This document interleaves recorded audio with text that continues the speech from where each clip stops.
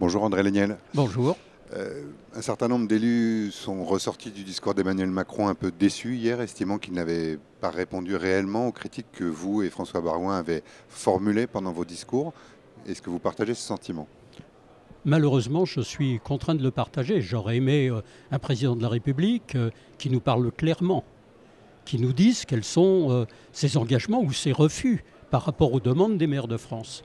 Nous avons eu droit à 1 heure et demie de pain-somme, duquel malheureusement nous ne tirons quasiment aucune perspective pour nos communes. Il était au Congrès des maires de France. Il n'était pas sur un foirail en train de faire un discours général. Et c'est ce qui s'est passé.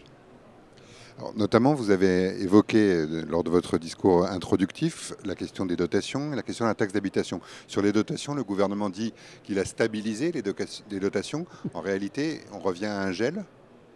Ça revient à un gel et ça va même plus loin. Parce que, évidemment, quand c'est un gel, ça veut dire qu'on ne prend pas en compte l'inflation. Ça veut dire qu'on perd 600 millions d'euros sur l'année 2020. Mais sur la dotation globale de fonctionnement, elle est stable apparemment, sauf qu'on nous impute un certain nombre de dépenses qui ne devraient pas relever des communes, mais de l'État. Et à l'arrivée, il y aura entre 18 et 20 000 communes qui verront baisser leur dotation. Comment peut-on dire c'est stable alors que plus de la majorité des communes verront une baisse réelle, une baisse certaine sur leur budget pour 2020? C'est une contre-vérité. Et sur la taxe d'habitation, que vous avez qualifiée hier de réforme calamiteuse, vous dites que la compensation à l'euro près promise par le gouvernement est une fable. Pourquoi? C'est une fable d'abord parce qu'on a l'expérience du passé. Chaque fois qu'on nous a dit ça, ça n'a jamais été le cas.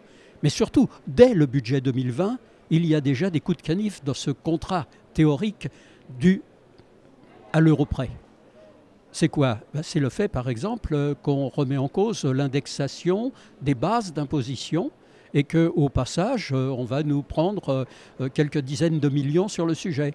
C'est le fait que nous ayons des reculs sur un certain nombre d'autres éléments qui vont permettre le calcul de la compensation. Par exemple, l'année de référence sera 2017. Nous sommes en 2019. Ça veut dire qu'on nous passe à la trappe les évolutions de 2 années. Donc d'ores et déjà, les engagements sur le remboursement à l'euro près ne sont pas tenus.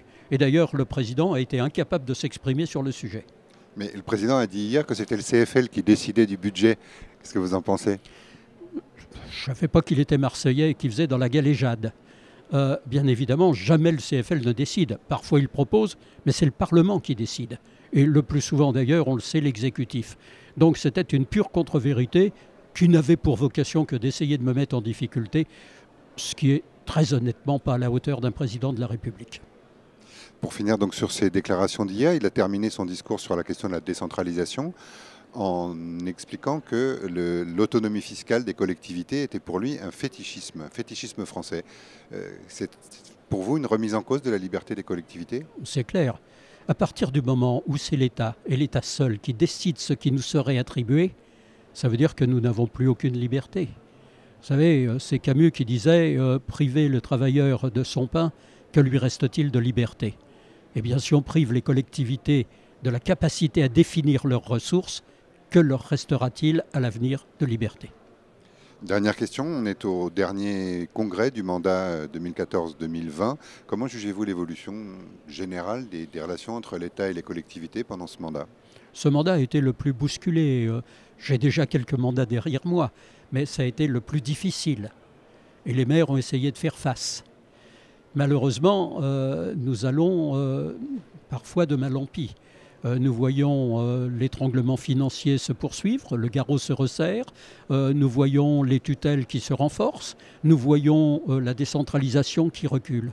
C'est donc un bilan, malheureusement, qui n'est pas réjouissant. Et nous espérions que le président aurait compris à travers la révolte des Gilets jaunes, à travers la crise, j'allais dire les crises qui traversent en ce moment ce pays, qu'il fallait s'appuyer sur les élus locaux, qu'il fallait s'appuyer sur les communes. Oh, il l'a dit, mais sans jamais de donner le moindre moyen qui nous permettrait de le faire. Merci, monsieur. Merci.